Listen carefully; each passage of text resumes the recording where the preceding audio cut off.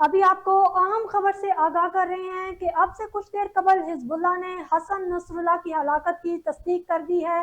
Hasan Nasrallah लबनान में मुजाहिदीन की शिया अस्करी तंजीम Hezbollah के सरबराह थे, जिन्हें ईरान की सपोर्ट भी हासिल थी। ये फ़लस्तीनी मुजाहिदीन की तंजीम के सरबराह इस्माइल हनिया के बाद इसराइल को सबसे ज़्यादा मतलूब शख्स थे, जिन्हें शहीद करने में आखिरकार वो कामयाब हो गए हैं।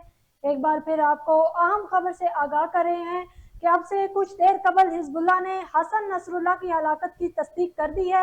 हसन नसरुल्लाह लबनान में मुजाहिदीन की शिया अस्करी तंजीम हिजबुल्लाह के सरबराह थे, जिन्हें ईरान की सपोर्ट भी हासिल थी। ये फ़लस्तीनी मुजाहिदीन की तंजीम के सरबराह इस्माइल हनिया के बाद इसराइल को सबसे ज़्यादा मतलूब शख्स थे, जिन्हें शहीद करने में आखिरकार वो कामयाब हो गए हैं।